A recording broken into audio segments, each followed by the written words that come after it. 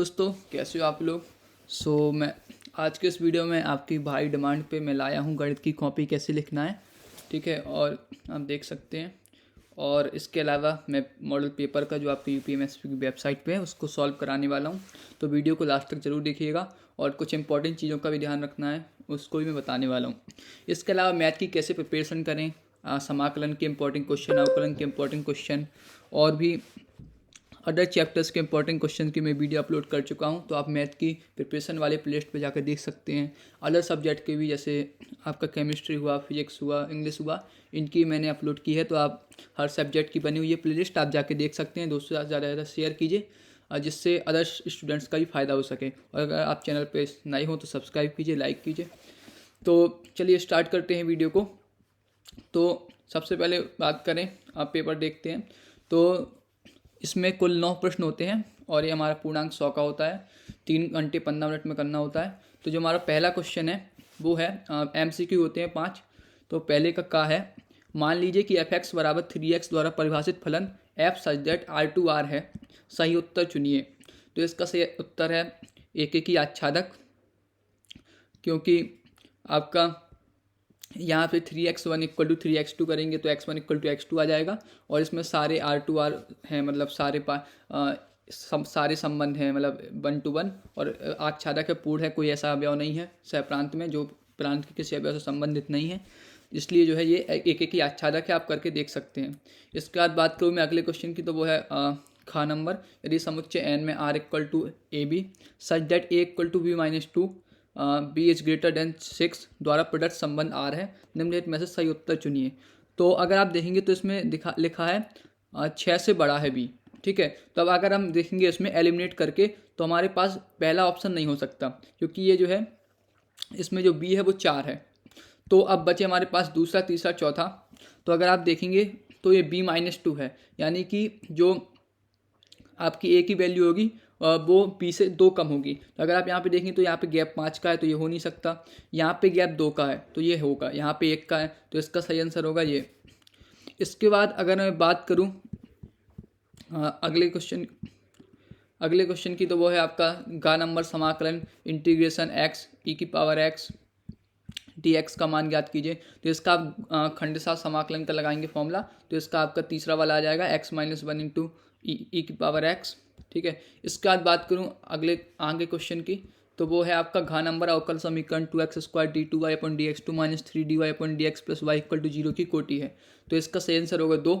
ठीक है, बेसिकली जो कोटि होती है वो होती है कि जो मैक्सिमम बार अवकलन किया है। तो जैसे यहाँ पे देखेंगे तो यहाँ पे डी वाई अपन डी एक्स का 2 बार किया है, वाई का हमने 2 बार किया है, यहाँ पे 1 बार किया है और यहाँ पे नहीं किया है। तो सबसे ज़्यादा बार किस में किया है, 2 बार किया है, तो इसका कोटि होगी 2। और घात होती है बेसिकली उस कोटि की घात, मतलब इसमें जितनी पावर है। जैसे अगर मैं इसकी बात करूँ तो इसमें घात कितनी है, इस पर 1 है, तो इस पर इसका घात हो जाएगी 1 और कोटि होगी 2, जितनी मैक्सिमम बार आपने अवकलन किया है। इसके बाद बात करूँ जो अगला क्वेश्चन है एमसीक्यू का, वो है यदि सदिश 2i प्लस जे प्लस के और i minus 4j plus lambda के परस्पर लंब है तो लैम्डा का मान ज्ञात कीजिए। तो इसमें basically a1 a2 plus b1 b2 plus c1 c2 equal to 0 वाली कंडीशन लगाते हैं। जब इसको सॉल्व करेंगे आप तो 2 minus 4 plus lambda equal to 0, तो लैम्डा इक्वल टू आ जाएगा 2। ठीक है, तब इसको कॉपी में कैसे लिखना है वो देखते हैं। तो आपको सबसे पहले आप प्रश्न नंबर डाल देना है। ठीक है, फिर आप ब्लू स्केच से डाल दीजिए, आप ब्लैक स्केच से कोई फ़र्क नहीं पड़ता। फिर इसके बाद आपने डाला उत्तर नंबर 1 का, जैसे हम हिंदी में डाले थे एमसीक्यू में। फिर इसके बाद आपने ऑप्शन नंबर डाला। ठीक है, ये बहुत इंपॉर्टेंट है ऑप्शन नंबर डालना। इसके बाद आपने ऑप्शन में जो लिखा है उसमें, जैसे अगर आप देखेंगे तो इसमें क्या लिखा है, पहला ऑप्शन सही है, तो एफ एक की आच्छादक है। जो लिखा है ऑप्शन में वही आपको सेम टू सेम लिख देना है। तो इसमें हमने लिख दिया एफ एक की आच्छादक है। ठीक है, इसके अलावा चूँकि ये एमसीक्यू क्वेश्चन है 1 नंबर का है, तो इसको आपको सॉल्व नहीं करना है। ठीक है, इसका अगर आप जैसे सॉल्व करना है तो आप कॉपी के पीछे लास्ट वाले पेज में रफ वर्क में जो है सॉल्व कर सकते हैं, आप मौखिक सॉल्व कर सकते हैं। इसको स्टेप बाई यहाँ पे दिखाने की कोई ज़रूरत नहीं, क्योंकि ये एमसीक्यू है। आप सिर्फ ऑप्शन लिख दीजिए, ठीक है, आपको पूरे नंबर मिल जाएंगे। इस तरीके से बाकी एमसीक्यू जैसे कि आप देख सकते हैं, इसका 6 8 बिलोंग टू आर, जो लिखा है ऑप्शन में वो पूरा आपने सेम टू सेम लिख दिया। ठीक है, यहाँ पे एक ऐसा फुल स्टॉप डंडा भी लगा दीजिए जिससे क्लियर हो जाए कि इसके आगे और कुछ नहीं है। और आपने ऑप्शन नंबर जरूर डाल दीजिएगा जिससे सब क्लियर हो जाए। इस तरीके से आपको 5 ऑप्शन लिखने हैं। इसके बाद बात करूँ मैं अगले क्वेश्चन की, तो वो है आपका दूसरा क्वेश्चन। जो कि ये एक एक नंबर के सभी खंड करना है। 5 क्वेश्चन है। पहला क्वेश्चन है कॉट इनवर्स -1/√3 का मुख्य मान ज्ञात कीजिए। तो दूसरे चैप्टर से है, तो देखते हैं इसको कैसे सॉल्व करना है। तो आपने नए पेज से प्रश्न नंबर डाला, उत्तर नंबर दूसरे का डाला, फिर आपने जो है कॉट इनवर्स -1/√3 वो लिखा। फिर बेसिकली मैंने अगर आप प्रतिलोम त्रिकोणमिति फंक्शन वाली कि इंपॉर्टेंट क्वेश्चंस वाली वीडियो में मैं बताया था कि कॉट इनवर्स माइनस थीटा को कैसे लिख सकते हैं। तो हम लिख सकते हैं pi minus cot inverse theta, जिनमें सी से स्टार्ट होता है, जैसे कॉस, कॉसिक, कॉट, इनमें पाई माइनस कॉट इनवर्स होता है, और जिसमें बाकी साइन, सेक और टेन में इनमें माइनस ये बाहर आ जाता है। तो मैंने बताया है, आप देख सकते हैं जाकर, ठीक है, अगर कोई कन्फ्यूजन हो इंपॉर्टेंट क्वेश्चन वाली में। तो pi minus cot inverse theta हो जाएगा, ठीक है। अब 1/√3 किसकी वैल्यू होती है, तो कॉट में π/3 की होती है, तो वो लिख दिया। यहाँ से कॉट इनवर्स से कॉट कैंसिल हो जाएगा, तो बचेगा π/3, तो ये हो जाएगा हमारा 2π/3। हमें ध्यान क्या रखना है कि जो ये हमारी हो वो इसके परिसर में यानी मुख्य मान में आती हो। तो कॉट का जो मुख्य मान होता है वो होता है 0 से पाई के बीच। तो अगर हम देखेंगे तो 120 है, तो ये हमारे 0 से 180 के बीच आ रहा है, तो ये सही है हमारा, ठीक है। अगर मान लो ये 180 के ऊपर आता, ठीक है, तो आप क्या करते हो, उसको चेंज करके 180 के अंदर लाते, ठीक है। तो जब एक बार प्रतिलोम त्रिकोणमिति में अगर उसमें दिया हो मुख्य मान निकालना है, या फिर नहीं दिया उससे इतना लिखा हो कि हमें मान ज्ञात करना है, तब भी जो आंसर आया आपका एक बार चेक कर लीजिए कि वो पार्टिकुलर जैसे साइन हो या कॉस हो उसके मुख्य मान में आ रहा है कि नहीं आ रहा। अगर नहीं आया तो उसको चेंज करिए, नहीं तो आंसर गलत हो जाएगा, ठीक है। तो आपने ये लिख दिया। इसके बाद अतः कॉट इनवर्स का मुख्य मान इक्वल टू लिख दिया। इसको आप फिर या तो आप काली पेन से लिख सकते हो, ठीक है, आंसर को, जिससे क्लियर दिखाई दे एग्जामिनर को एक बार में, या फिर आप क्या कर सकते हो, इसको स्केच के अंदर बॉक्स बना के लिख सकते हो, ठीक है। तो जो आपको कंफर्टेबल है वो कर सकते हो। इसके बाद अगला क्वेश्चन है दूसरे का खा देखते हैं। तो वो है आपका, दिखाइए कि फलन f(x) = mod x, x = 0 पर संतत है, ठीक है। तो ये इंपॉर्टेंट क्वेश्चन है, मैंने अवकलन के इंपॉर्टेंट क्वेश्चन में बताया भी था। तो इसको कैसे सॉल्व करना है देखते हैं। अब यहाँ पे आप लोगों के एक वो होगा कि मैंने कहा था कि हर क्वेश्चन नए पेज से करना है, यहाँ पे मैंने यहीं पे मतलब आधे पेज से ही स्टार्ट कर दिया।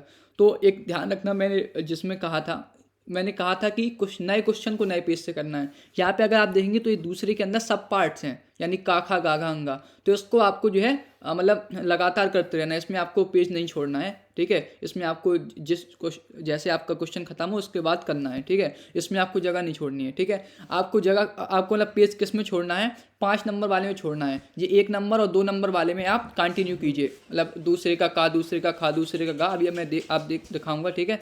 इसमें आपको छोड़ने की ज़रूरत नहीं है। तो कैसे सॉल्व करेंगे देखेंगे। तो दिखाइए, तो पहले हमने मतलब जैसे एक लाइन का क्वेश्चन है तो वो लिख सकते हो आप इस तरीके से, दिखाइए f(x) = mod x, x = 0 पर संतत है, ठीक है। या फिर आप ज्ञात है, सिद्ध करना है, इस तरीके से भी आप लिख सकते हो, जो मैंने आगे दिखाया है आप देखेंगे। तो फिर मैंने बेसिकली बताया था कि संतत के लिए 3 कंडीशन होती है, LHL, RHL और आपका फलन का मान। तो हमने पहले LHL दिखाया, x < 0, 0 - h f(x), ठीक है, और f(x) की वैल्यू रख दी mod x। फिर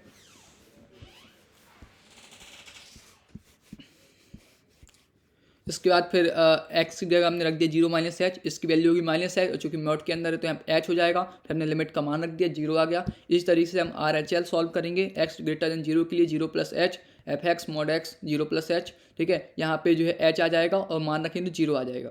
तो और जब फंक्शन की वैल्यू रखेंगे तो x से 0 रखेंगे तो मोड 0 हो जाएगा, 0 की वैल्यू 0 होगी। तो LHL, चूँकि LHL = RHL = फंक्शन की वैल्यू है, ठीक है। ये तीनों क्या इक्वल हैं, तो ये तीनों चूँकि इक्वल हैं तो एक फलन क्या होगा, संतत होगा। तो इस तरीके से देखिए, यहाँ पे अगर आप चाहे बॉक्स बना के नहीं लिखना चाहें तो आप काले पेन से लिख सकते हैं, कोई एक तरीका अपना सकते हैं, ठीक है। तो इस तरीके से आपको करना है, इंपॉर्टेंट क्वेश्चन है।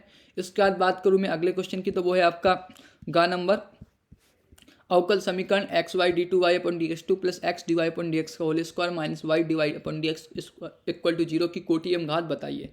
तो इसको कैसे करना है देखते हैं। तो इसमें बेसिकली हमने पहले वो सेक्शन नंबर डाला। अच्छा, यहाँ पे जैसे जो अंडरलाइन करना है, ठीक है, तो ये आप कर लीजिए, क्योंकि यहाँ पे मेरे पास नीली स्केच अवेलेबल नहीं थी, ठीक है, तो इसलिए मैंने यहाँ पे नहीं किया। लेकिन आप मतलब जे आपको जब आपका पूरा पेपर ख़त्म हो जाए तो ऐसे आपको अंडरलाइन मतलब हेडिंग के नीचे कर सकते हैं आप, अगर टाइम बचे, ठीक है, इससे अच्छी लगती है कॉपी। इसके बाद बात करूं अगर मैं, तो इसका आंसर की तो ये आपने लिखा क्वेश्चन, ठीक है, अवकल समीकरण लिख दिया।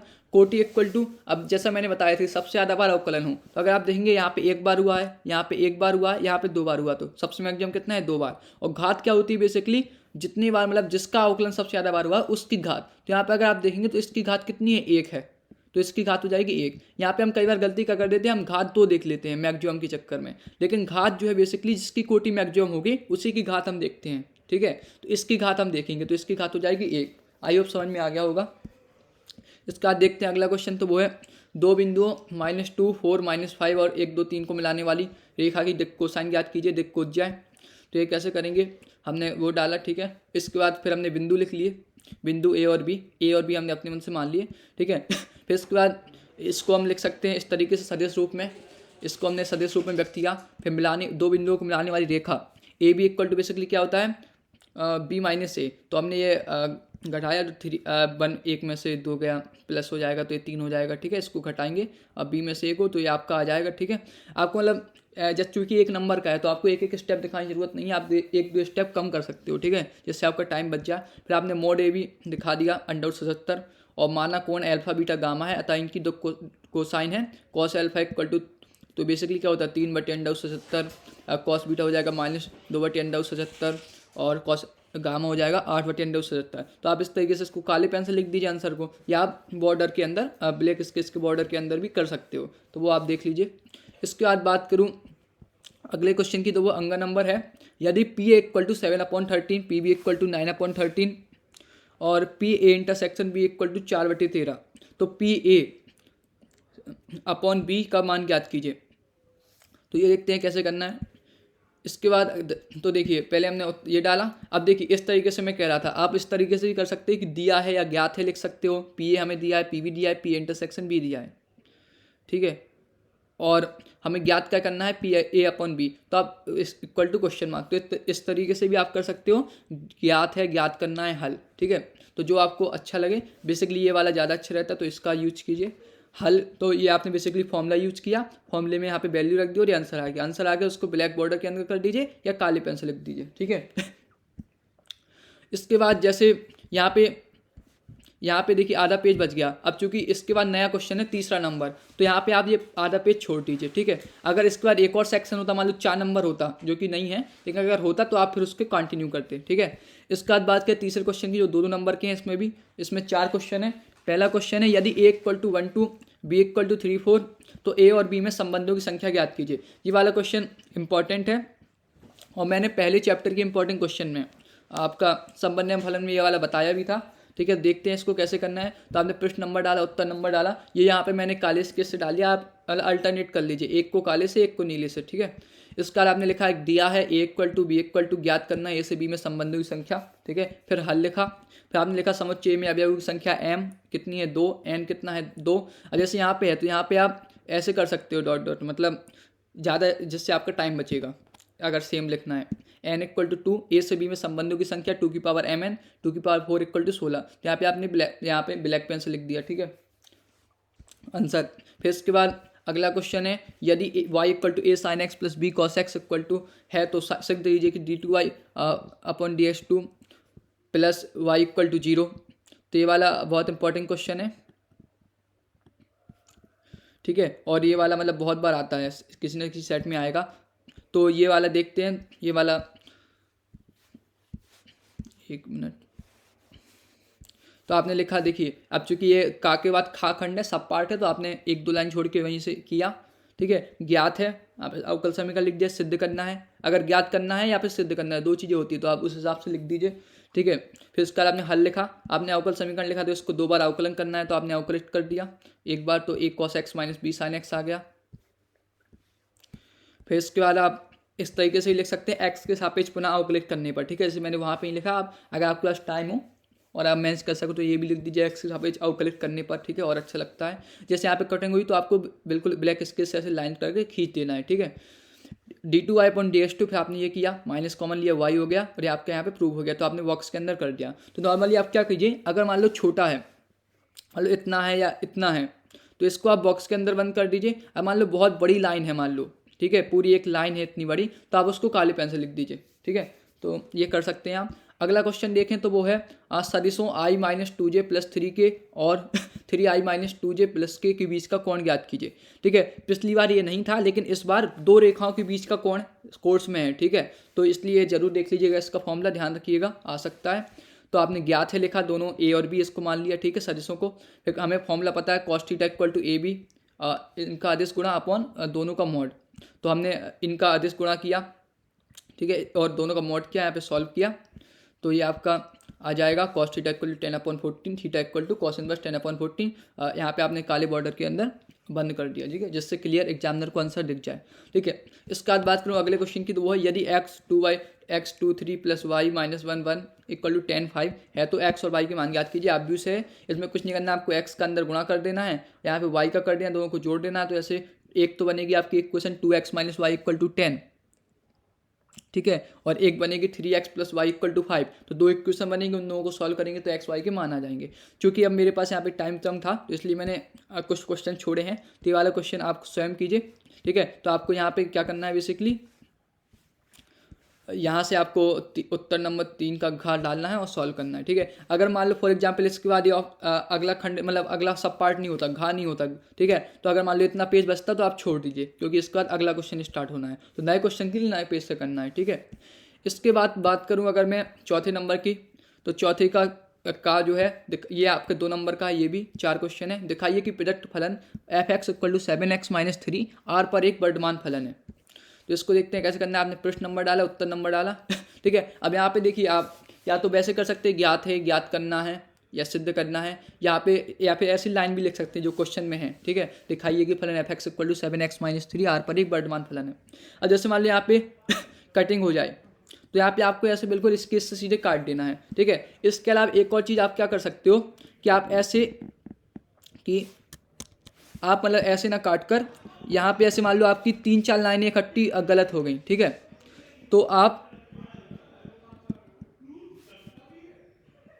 ऐसे बॉक्स बना के, ठीक है, यहाँ पे ऐसे स्केल से ऐसे बॉक्स बना के काली स्केच से, और ऐसे कट का निशान भी लगा सकते हैं। ठीक है, अगर या तो अगर ऐसे मान लो बहुत ज़्यादा लाइनें 4-5 लाइनें इकट्ठी हो गई, तो आप ऐसे बॉक्स बना दीजिए, क्रॉस का निशान लगा दीजिए, क्लियर। या फिर आप ऐसे लाइन बाय लाइन भी काट सकते हैं, क्लियर। ठीक है, मतलब एग्जामिनर को क्लियर दिखना चाहिए, कोई वो नहीं होनी चाहिए कन्फ्यूजन कि ये कटा है कि नहीं कटा।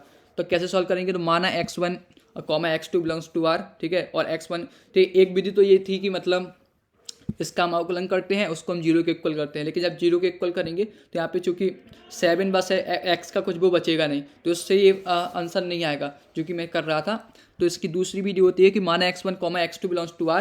ठीक है, हमने माना कि x1 x2 से छोटा है। ठीक है, x1 x2 से छोटा है। अब चूंकि हमें ये बनाना है, तो हमने दोनों तरफ 7 का गुणा किया, दोनों तरफ 3 घटाया, तो अब देखेंगे तो ये हमारा बन गया f(x1), ये बन गया f(x2). तो हमने देखा कि x1 लेस देन x2 हम लेके चले थे, और f(x1) लेस देन f(x2) ये आ गया। ठीक है, यानी चिन्ह नहीं बदला, ये लेस देन से ग्रेटर देन नहीं हुआ, तो हमारा ये वर्तमान फलन है। अगर ये चेंज हो जाता तो ये ह्रासमान हो जाता। तो इस तरीके से आपको प्रूव करना है। ठीक है, तो यहाँ पे आपने ऐसे बॉर्डर बना दिया, यहाँ पे आप चाहे तो काले पेन से भी लिख सकते थे। ठीक है, इसके बाद जैसे एक चीज़ और है, अगर आप देखेंगे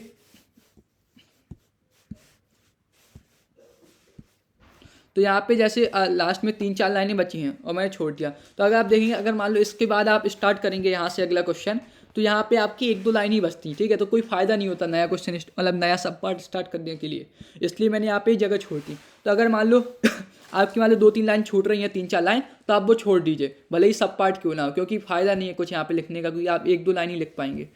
इसके बाद बात करूँ अगले क्वेश्चन की, तो वो है आपका सदिश a प्लस बी और a माइनस बी में से प्रत्येक के लंबवत मात्र सदिश ज्ञात कीजिए जहाँ a और b की वैल्यू है। ये आप स्वयं से कीजिए। ठीक है, इसके बाद उस समांतर चतुर्भुज का क्षेत्रफल ज्ञात कीजिए जिसकी संलग्न भुजाएं a और b की वैल्यू दी है। आप a क्रॉस b से समांतर चतुर्भुज का जो क्षेत्रफल का फॉर्मूला है वो लगा के करेंगे तो इजीली सॉल्व हो जाएगा। तो एक खा और गा नंबर स्वयं से कीजिए, क्योंकि मेरे पास थोड़ा टाइम कम था तो मैं हर क्वेश्चन सॉल्व नहीं कर पाया। ठीक है, इसका घा नंबर देखते हैं, तो वो है a और b ऐसी घटनाएं हैं जहाँ P A equal to 1/2, P A union b equal to 3/5 तथा P B equal to small p। p का हमें मान ज्ञात करना है यदि घटनाएं परस्पर अपवर्जी हैं। इसको कैसे सॉल्व करना है, इंपॉर्टेंट क्वेश्चन है। तो हमने उत्तर नंबर डाला, ज्ञात है लिखा, पी ए की वैल्यू दी है तो वो लिख दिया, जो ज्ञात है पी ए यूनियन बी लिख दिया, पी भी दिया, ठीक है। और हमें ये भी दिया है घटनाएं परस्पर अपवर्जी हैं, ज्ञात करना है पी की वैल्यू हल। अब चूंकि घटनाएं परस्पर अपवर्जी हैं तो हमें पता होना चाहिए कि P A intersection B equal to 0 होता है। बात रियल मतलब अपवर्जी मतलब होता है क्या, तो अपवर्जी मतलब होता है कि दो अलग अलग घटनाएं जो एक साथ दो घटनाएं जो एक साथ घटित नहीं हो सकती। जैसे मान लो अगर हम एक टॉस मतलब हम एक टॉस उछाल रहे, ठीक है, तो उसमें या तो हेड आएगा या टेल आएगा, दोनों एक साथ नहीं आ सकते, तो ये अपवर्जी घटनाएं होती हैं। तो इनमें जो इंटरसेक्शन होगा यानी इनमें जो कॉमन होगा वो कुछ नहीं होगा, तो ये 0 होता है, 5 होता है, ठीक है। तो हम इसका यूज करेंगे, तो हमें एक पता है फॉर्मूला कि P A union B equal to P A plus P B minus P A intersection B होता है। इसकी वैल्यू 0 है, इसकी वैल्यू हमें पता है 3/5, इसकी वैल्यू 1/2 पता है, इसकी वैल्यू पी पता है। इसको सॉल्व करेंगे तो पी की वैल्यू आ जाएगी 1/10। अगर स्वतंत्र होता तो P A intersection B equal to होता है P A into P B. समझ में आया? तो अपवर्जी की एक कंडीशन होती है, इंपॉर्टेंट है, याद कर लीजिएगा, ठीक है। इसके बाद बात करूँ अगले क्वेश्चन की, तो वो है 5वां क्वेश्चन। यहाँ से आपके 5-5 नंबर के स्टार्ट होगा क्वेश्चन। इसमें 5 खंड 5 सब पार्ट हैं, काका का अंगा सभी करने हैं। पहला क्वेश्चन है, सिद्ध कीजिए कि पूर्णांकों से समुच्चय जेड में R equal to A B संख्या 2 ए माइनस बी को विभाजित करती है, द्वारा प्रदत्त संबंध एक तुलता संबंध है। इंपॉर्टेंट क्वेश्चन है और तुलता संबंध से एक क्वेश्चन आते आता है, ठीक है। तो ये मैंने अपने जो इंपॉर्टेंट क्वेश्चन वाले चैप्टर 1 के इंपॉर्टेंट क्वेश्चन संबंध और फलन के बताए हैं, उसमें मैंने बताया क्वेश्चन बहुत इंपॉर्टेंट है, कैसे सॉल्व करना है वही बताया है, यहाँ पे ही बता रहा हूँ, ठीक है। और अगर आपने वीडियो नहीं देखी तो आप प्लेलिस्ट में जाकर देख सकते हैं, गणित की प्रिपरेशन वाली वीडियो वाली में। आपने प्रश्न नंबर डाला, नया क्वेश्चन है, उत्तर नंबर सेक्शन नंबर डाला, ठीक है। फिर हमें ज्ञात है क्या, जेड में आर, ये हमें संबंध लिख दिया जो हमें ज्ञात है, सिद्ध करना है आर एक तुलता संबंध है, हल। तो इसमें तुलता संबंध के लिए 3 चीज़ें होती हैं, स्वतुल, सम्मित और संख्यक। तो पहले हमने स्वतुल लिया, माना 4 एवरी होता है ये चिन्ह, ठीक है। एक्स बिलोंग्स टू जेड, इसमें एक अवयव लेते हैं एक्स आर एक्स, एक्स का संबंध एक्स से, ठीक है। हमने वो संबंध लिखा 2x माइनस एक्स को विभाजित करता है, 2 0 को विभाजित करता है, चूंकि यह सत्य है तो आर एक स्वतुल्य संबंध है, ठीक है। इसके बाद बात करें सम्मित संबंध, तो यहाँ पे 2 अवयव हमने लिए x1 x2, उनका x1 से x2 जो संबंध दिखाया 2x1 माइनस x2 विभाजित करता है। अब चूंकि कोई मतलब 2 अगर मान लो 10 को विभाजित करता है तो -10 को भी करेगा, तो उसके माइनस पार्ट को भी करेगा, तो माइनस हमने ले लिया, ठीक है। यहाँ पे ऐसे सेम लिखना है तो हमने यहाँ पे डॉट डॉट कर दिया जिससे आपका टाइम बच जाए। यहाँ पे हम अंदर गुणा करेंगे तो x2 माइनस x1 हो जाएगा, ये x2 r x1 बन गया, ठीक है। तो हमने x1 r x2 लेके चले थे, x2 r x1 बन गया, तो r एक सम्मित संबंध है, ठीक है। अगर आपको समझ में नहीं आया होगा तो मैंने ये डिटेल में बताया है अपनी इंपॉर्टेंट क्वेश्चन वाली वीडियो में, आप जाके देख सकते हैं। इसके बाद बात करें तीसरा, तो वह संख्यक संबंध। इसमें 3 अवयव लेते हैं x1 x2 x3, x1 x2 हमने x1 r x2 हमने मान लिया, x2 r x3 मान लिया, इन दोनों को लिखा संबंध, ठीक है। फिर हमने क्या किया, इन दोनों को जोड़ दिया, जोड़ेंगे तो ये कैंसिल हो जाएगा, बचेगा x1 माइनस x3, इसको हम लिख सकते हैं x1 r x3, और ये हमारा, तो हम हमें क्या करना है, हमने x1 r x2 हम लेके चले थे, x2 r x3 हमने, ठीक है, और लेके चले तो हमने x1 r x3 दिखा दिया, तो ये कंडीशन होती है, इसलिए आर एक संख्यक संबंध है। फिर आप लास्ट में लिख सकते हैं अतः आर एक तुल्यता संबंध, क्योंकि हमने तीनों दिखा दिया। इसको आप बॉर्डर में भी ब्लैक स्केच के अंदर भी कर सकते हैं, ठीक है, ये आप पे डिपेंड करता है। अब चूंकि ऐसे मैंने बताया था स्टार्टिंग वीडियो में, इस वीडियो के स्टार्टिंग में, कि 1 और 2 नंबर में आपको कंटिन्यू करना है, अगर 5 नंबर और 8 नंबर वाले क्वेश्चन में आपको जो है नए पेज से करना है सब पार्ट भी। तो जैसे यहाँ पे कुछ लाइनें बची हैं, आधे से कम पेज बचा है, तो यहाँ पे ये नए पेज से स्टार्ट करिए, ठीक है, क्योंकि 5 नंबर वाले क्वेश्चन है। तो अगला क्वेश्चन है खा नंबर, यदि ए दिया है आप व्यू, बी का वैल्यू दिया है, सिद्ध करना है A B inverse equal to B inverse A inverse, ठीक है। तो बेसिकली इसमें क्या है, पहले आप ए और बी का गुणा करेंगे, फिर आप उनका इनवर्स निकालेंगे, ठीक है, गुणनखंड विधि से, उसमें मतलब सहखंडज आव्यूह वगैरह से, ठीक है। और ऐसे ही आप पहले और बी इनवर्स निकालेंगे, ए इनवर्स निकालेंगे, उनकी फिर LHS इक्वल टू RHS करके करेंगे। ये थोड़ा लेंदी होगा, मतलब 3 पेज के अराउंड जाएगा, 2.5 से 3 पेज, ठीक है। तो आप ये करिए, मतलब इसमें क्वेश्चन सिंपल है, ज़्यादा कुछ नहीं, बस थोड़ा लेंदी है, तो आप स्वयं करके देखिए। गा नंबर जो क्वेश्चन है वो फलन साइन एक्स के बार कॉस एक्स का एक्स यहाँ पे अवकलन कीजिए, इसमें चर के ऊपर चर है तो हमें लॉग लेके करना है। अवकलन के इंपॉर्टेंट क्वेश्चन में मैंने करके दिखाया है, तो आप और अवकलन कैसे प्रिपरेशन करें तो आप जाके देख सकते हैं, ठीक है। इसके बाद बात करूँ घा नंबर की, तो वो है integration -π/4 to π/4 sine square x d x, इसका मान ज्ञात करना है। तो ये देखते हैं, उत्तर सेक्शन नंबर डाला फिर हमने इसको i इक्वल टू ले लिया, ठीक है, इसको हम i इक्वल टू मान लिया। इसके बाद अब हम इसको सॉल्व करेंगे, तो बेसिकली अगर देखेंगे तो -a टू a, तो यहाँ पे हम प्रगुण 5 लगा सकते हैं, तो हमने प्रगुण नंबर डाला, ठीक है। अगर आपके पास मान लो टाइम है तो आप प्रगुण लिख सकते हैं, अगर टाइम नहीं है तो आप प्रगुण नंबर डाल दीजिए, काम चल जाएगा, ठीक है। तो आप टाइम के हिसाब से देख लीजिएगा। तो यहाँ पे प्रगुण हमने लिखा, ठीक है। यहाँ पे दो कंडीशन होती है सम फलन विषम फलन की। अब हमने दिखा भी दिया कि साइन स्क्वायर एक्स सम फलन है, ठीक है। तो हमने एक्स की जगह माइनस एक्स रखा, तो यहाँ पे रखेंगे तो साइन स्क्वायर एक्स ही आ जाएगा, क्योंकि यहाँ पे माइनस बाहर आएगा लेकिन स्क्वायर है तो माइनस का प्लस हो जाएगा, तो साइन स्क्वायर एक्स हो जाएगा। F minus X equal to F X है, तो फलन सम है, क्योंकि फलन सम है तो ये वाली कंडीशन लगेगी, तो 2 का गुणा हो जाएगा 0 to π/4 साइन स्क्वायर एक्स, ठीक है। तो आप अगर मतलब टाइम नहीं है तो आप प्रगुण नंबर डाल दीजिए और लिख दीजिए साइन स्क्वायर एक्स एक फलन सम फलन है, बस, ठीक है। इतना करने की जरूरत नहीं है, अगर टाइम है तो आप ये कर सकते हैं, ठीक है। इसका आप क्या करिए, साइन स्क्वायर एक्स का चूंकि डायरेक्ट हमें फॉर्मूला पता नहीं है तो इसको हम देखेंगे, तो cos 2x इक्वल टू होता है 1 - 2 साइन स्क्वायर एक्स, तो साइन स्क्वायर एक्स की वैल्यू आ गई 1 - cos 2x/2। तो ये जो एक फॉर्मूला है तो ये आप साइड में लिख दीजिए, ठीक है, कैसे कन्वर्ट हुआ, या आप चाहे तो बीच में भी लिख सकते हैं, वो आप पे डिपेंड करता है। इसके बाद करूँ आगे कैसे सॉल्व करना है देखते हैं। तो आपने आई इक्वल टू ये वैल्यू रख दी, ठीक है। फिर बेसिकली ये 2 से 2 कैंसिल हो जाएगा, अलग अलग हमने इंटीग्रेट किया, ठीक है। 1 का x हो जाएगा cos 2x साइन 2x/2, और लिमिट लगाई तो आप जब सॉल्व करेंगे तो आ जाएगा π/4 - 1/2 आंसर। इसको हमने बॉर्डर के अंदर मतलब काली इसके बॉक्स के अंदर कर दिया, इससे एग्जाम को क्लियर आंसर दिख जाए, कोई कन्फ्यूजन ना हो। इसके बाद बात करें अगले क्वेश्चन की, तो वो है आपका 5वें का अंगा रेखाओं, 2 रेखाएं दी हुई हैं, उनके बीच की न्यूनतम दूरी ज्ञात करना है। ये बहुत इंपॉर्टेंट क्वेश्चन है, ठीक है, बहुत बार पूछा जाता है। और ये जो है ये समांतर रेखाएं होती हैं, क्योंकि यहाँ पे अगर आप देखेंगे लैम्डा का जो है ये बी की वैल्यू ये दोनों के लिए सेम है। तो अगर आप इसके लिए एक और अलग से फॉर्मूला होता है, वो देखेंगे कैसे करते हैं।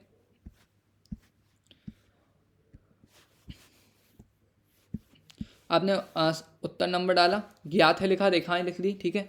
ज्ञात करना है रेखाओं के बीच की न्यूनतम दूरी, हल लिखा। अब आप जो है r equal to a1 + λv, ठीक है, जो ये समीकरण होता है सदिश समीकरण, उससे दोनों का कंपेयर किया। यहाँ पे आप देंगे तो b की वैल्यू दोनों के लिए सेम है, ठीक है। तो a1 की वैल्यू मिल गई, a2 की वैल्यू मिल गई, b की वैल्यू मिल गई, ठीक है। अब चूंकि अब यहाँ पे हमें जो है फॉर्मूला जो हमें पता है उसमें हमें a2 - a1 की वैल्यू चाहिए, ठीक है, तो हमने वो निकाल ली। हमें b का मॉड चाहिए तो b का मॉड निकाल लिया, और हमें b क्रॉस a2 - a1 चाहिए तो हमने सदिश गुणा भी कर दिया, ठीक है। अब चूंकि जो नॉर्मल होता है क्वेश्चन रेखाओं के बीच की दूरी में, जब ये b1 और b2 अलग अलग हो, ये b की वैल्यू, यहाँ पे डॉट होता है, ठीक है। क्योंकि यहाँ पे सेम है तो यहाँ पे क्रॉस होता है, 2 अलग अलग फॉर्मूला है, ध्यान रखिएगा, हम कई बार गलती करते हैं, ठीक है। तो ये हमने सदिश गुणा निकाल लिया। इसके बाद फिर हमें चूंकि इसका मॉड भी चाहिए तो हमने इसका मॉड निकाल दिया। फिर हमने रेखाओं के बीच की न्यूनतम दूरी का फॉर्मूला रखा, फॉर्मूले में सीधी सी वैल्यू रख दी, ठीक है। तो आप ये चीज़ें जो पहले से निकाल लेंगे तो ज़्यादा सही रहेगा, साफ लगेगा, ठीक है। आप इसमें भी करके कर सकते हो, लेकिन थोड़ा सा वो घना हो जाएगा, ठीक है। तो इस तरीके से आपने आंसर बॉर्डर में लिख दिया, ठीक है। अब चूंकि ये 5-5 नंबर क्वेश्चन है तो इसको आप और चूंकि इसके बाद जो है अगर देखेंगे तो अगला क्वेश्चन स्टार्ट होगा 6वां, तो आप जो आधा पेज बच रहा है छोड़ दीजिए, ठीक है।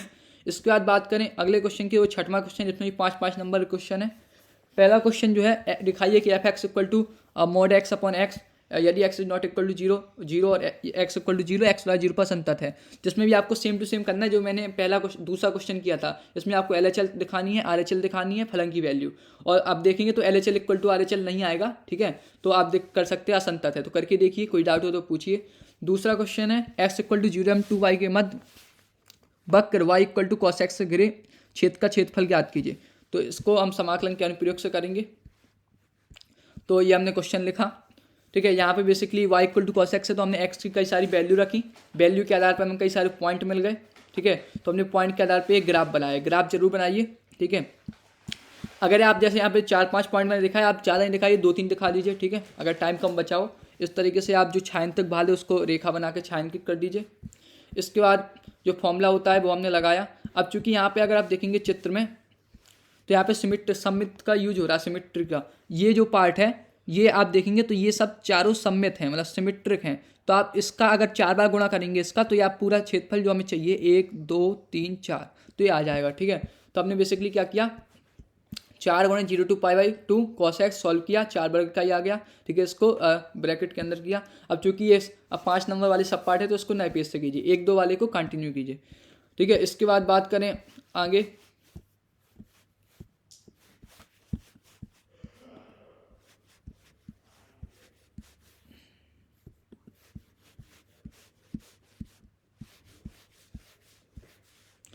तो गा नंबर है, तो इसमें p का मान ज्ञात करना है कि रेखा जिससे लंबवत हूँ, तो आप इसको सदिश समीकरण कर लीजिए, उसमें कर लीजिए। यहाँ से जब कंपेयर करेंगे इसको पहले आप जो मानक समीकरण उसमें लिखिए। तो यहाँ से नीचे A1 A2 A3 B1 B2 B3 की वैल्यू मिल जाएगी, उसको आप कंडीशन लगाइए तो हो जाएगा। मैंने इसमें ये स्टार्टिंग में करवाया भी है ठीक है।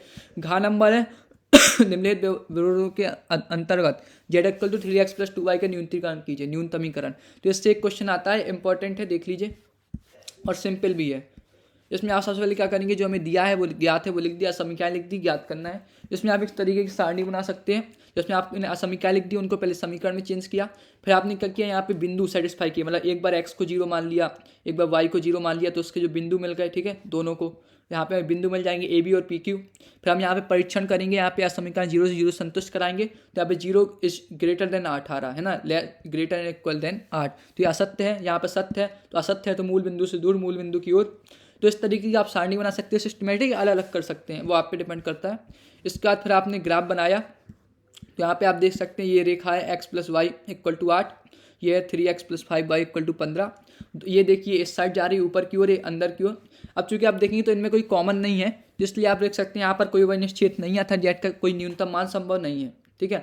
बेसिकली ये क्वेश्चन थोड़ा सा गड़बड़ है, क्योंकि ये मतलब ये वाला पार्ट यहाँ पे आना चाहिए था, मतलब अगर मैं बोलूँ तो यहाँ पे लेस देन होना चाहिए था, यहाँ पे ग्रेटर देन, लेकिन थोड़ा सा हो सकता है मिसप्रिंट। अगर मान लो ऐसा आ जाए तो आप यहाँ से लिख सकते हैं, कोई निश्चित नहीं है तो न्यूनतम मान संभव नहीं है, ठीक है। इसके बाद बात करें अगले क्वेश्चन की, तो वो है छात्रावास प्रायिकता वाला। ये वाला मैं एक करवा चुके, ठीक है। इसमें मतलब करके देखिए, अगर ना बन तो आप बताइए। इसके बाद बात करूँ मैं 7वें क्वेश्चन की, तो इसमें एक खंड को हल करना है, 8 नंबर का है। यहाँ पे मैंने दूसरा वाला किया है, समीकरण निकाय। आप भी विधि से देखते हैं कैसे करना है। आपने क्वेश्चन नंबर डाला, आंसर नंबर डाल दीजिए, यहाँ पे सेक्शन नंबर डाल दीजिए कौन सा कर रहे हैं। आपने इक्वेशन लिखी ए एक्स इक्वल टू बी यहाँ पे, ठीक है। यहाँ पे फिर आपने बेसिकली ए की वैल्यू लिख दी, ठीक है। एक्स की वैल्यू है एक्स वाई जेड, यहाँ पे 814, ये हमारा एक इक्वेशन बन गया। इसके बाद फिर हमें जो चाहिए, ए इनवर्स चाहिए, यहाँ से X equal to A inverse B. तो हमने ए इनवर्स के लिए सबसे पहले तो मॉड ए की वैल्यू निकाल ली, फिर हमने सह गुणनखंड बनाए, ठीक है। सह गुणनखंड बनाए, सारी वैल्यू निकाली, और बेसिकली इनमें जो है क्या करिए, ऐसे इनमें कैलकुलेशन का बहुत डर रहता है। तो आप क्या कीजिए क्वेश्चन में कि आपने ऐसे कैलकुलेशन की, जैसे यहाँ पे किया 2 - 6 और -4 इक्वल टू -10। तो एक बार किया तो एक बार फिर से कीजिए स्टेप, मतलब तुरंत कीजिए, ठीक है। आप हमें कई बार आता है कि हम रीचेक कर लेंगे, रीचेक भी लेके हम हर क्वेश्चन को नहीं कर पाते, इतना टाइम नहीं होता। तो आप जैसे ही कोई क्वेश्चन करें, कोई स्टेप करें, उसको एक बार फिर से चेक कर लीजिए, उसकी कैलकुलेशन कहीं गलत तो नहीं है, ठीक है। तो यहाँ पे चेक कर लीजिए, कर लीजिएगा रीचेक, ठीक है। इसके बाद फिर हमने जैसे अगर मान लो रफ कार हुआ, जैसे मैंने स्टार्टिंग बताया था एमसीक्यू वर्क सॉल्व करना है, तो आपने बोर्ड की लास्ट पेज में किया, तो आपने ऐसे सॉल्व किया, ऐसे एक क्रॉस कर लीजिए, रफ कार लिख दीजिए, क्लियर, ठीक है। इसके बाद फिर आपने सॉल्व किया, ये बन गया एडजॉइंट ए। फिर आपने ए इनवर्स निकाला, X equal to A inverse B रखा समीकरण 1 से। यहाँ पे जब आप सॉल्व करेंगे तो एक्स वाई जेड की वैल्यू मिलेगी, उसको बॉर्डर के अंदर लिख दीजिए, ठीक है। इसके बाद बात करूँ 8वें क्वेश्चन की, तो इसमें 2 क्वेश्चन है, इंपॉर्टेंट है। 8 नंबर के यहाँ पे मैंने दूसरा वाला किया है, देखते हैं अवकल समीकरण का। तो इसमें basically D Y upon D X minus Y equal to cos X तुलना की मानक इक्वेशन से, D Y upon D x plus P Y equal to Q. P और क्यू की वैल्यू मिल गई। इंटीग्रेशन फैक्टर होता है ई की power integration P D X, वो मिल गया हमें 1 अपॉन ई की पावर एक्स। फिर हमने अभीष्ट हल के लिए जो इक्वेशन होती है वो लगाई, तो वाई इंटू 1 अपॉन ई की पावर एक्स इंटीग्रेशन क्यू की वैल्यू कॉस एक्स, इसकी वैल्यू ई की power minus x d x plus c. अब चूंकि यहाँ पे देखिए यहाँ पे खंड सा लगेगा, तो आप क्या कर सकते हो, या तो इसकी में सॉल्व कर सकते हो, या फिर इसको I1 मान के अलग से सॉल्व कर सकते हो। तो यहाँ पे मैंने अलग से सॉल्व किया है इक्वेशन 1 मान के, तो I1 को आपने अलग से खंड सा समाकलन करके लगाया पूरा, ठीक है। फिर यहाँ से I1 की जो वैल्यू वो समीकरण 1 में रख दी, और यहाँ पे आपका पूरा ये व्यापक हल आ गया y इक्वल टू, ठीक है। तो इसको आपने बॉर्डर के रूप में रख दिया। इंपॉर्टेंट, अच्छा क्वेश्चन है, इंपॉर्टेंट है। 9वें क्वेश्चन की बात करें तो वो है निम्नलिखित में से किसी एक खंड को हल कीजिए। 8 नंबर का है, दोनों निश्चित समाकलन के प्रगुण का है। यहाँ पे मैं पहले वाला कर रहा हूँ, जो कि बहुत इंपॉर्टेंट है, आने के चांसेस बहुत ज़्यादा हैं। 9वें का लॉग साइन एक्स वाला, देखते हैं कैसे करना है। तो आपने क्वेश्चन नंबर डाला, सेक्शन नंबर डाला, का है आई वेल इक्वल टू डाला, ठीक है। फिर यहाँ पे बेसिकली मैं समझा भी चुका हूँ एक बार, यहाँ पे जल्दी से देखते हैं। तो यहाँ पे हमने प्रगुण 4 लगाए। प्रगुण 4 अगर आपके पास टाइम हो तो आप ये लिख दीजिए, अगर टाइम नहीं है तो आपसे प्रगुण नंबर डाल दीजिए, चल जाएगा, ठीक है। इसके बाद बात करूँ यहाँ पे, फिर आपने प्रगुण 4 लगाई, कॉस एक्स हो जाएगा, जोड़ दिया, यहाँ पे लॉग एम प्लस एन का फॉर्मूला बनेगा, log M plus log N का, लॉग एम एन, ठीक है। फिर यहाँ पे आप जो 2 का गुणा करेंगे, 2 का भाग देंगे, ठीक है। फिर इसके बाद आपने बेसिकली यहाँ पे सॉल्व किया, तो यहाँ पे आप 2x को फिर से t मानेंगे। जैसे जो मानने वाली चीज़ें हैं तो आपको इस साइड में कर लीजिए, ठीक है। यहाँ पे लिमिट जरूर चेंज कर लीजिएगा, जो हम कई बार गलती कर देते हैं। यहाँ पे हम फिर यहाँ पे प्रगुण 6 लगाएंगे, टाइम होगा तो आप प्रगुण लिखिए, नहीं है तो नंबर बस डाल दीजिए, ठीक है। फिर इसके बाद आपने ये चेंज किया, फिर यहाँ पे प्रगुण 2 लगाई, ठीक है, कंपेयर किया जो प्रगुण होती हैं। फिर इसके बाद आपने इसको सॉल्व किया, इसकी वैल्यू हो जाएगी i, और जब आप सॉल्व करेंगे तो i इक्वल टू आ जाएगा π/2 log 1/2, ठीक है। तो इसको आप ब्लैक बॉर्डर के अंदर लिख दीजिए। यहाँ पे आपका पेपर सॉल्व होता है, पूरा खत्म होता है। तो आपने लास्ट पेज में और लास्ट में आप जो है ऐसे क्रॉस का निशान बना दीजिए कि एंड हो गया है, रोल नंबर डाल दीजिए अंकों में, शब्दों में, ठीक है। तो इस तरीके से आपको बोर्ड की कॉपी लिखनी है मैथ में। कोई डाउट हो तो कमेंट कीजिए, ठीक है। अगर कोई कटिंग हो तो क्लियर काट दीजिएगा और आंसर को बॉक्स में बना दीजिए, काली पेन से लिख दीजिए और हर स्टेप को चेक कर लीजिएगा कैलकुलेशन वाइज, जिससे कोई वो ना हो। और टाइम मैनेजमेंट का ध्यान रखिए, टाइम मैनेजमेंट की मैं वीडियो अलग से बना दूंगा जल्दी, ठीक है, कैसे टाइम मैनेजमेंट करना है। अदर सब्जेक्ट्स की वीडियो भी जल्दी अपलोड होगी और ये PDF भी मैं डिस्क्रिप्शन में डाल दूंगा वीडियो के, ठीक है। तो अगर वीडियो पसंद आए तो लाइक कीजिए, दोस्तों के साथ ज़्यादा शेयर कीजिए और नए हो तो चैनल पर सब्सक्राइब कीजिए। Thank you very much, all the best.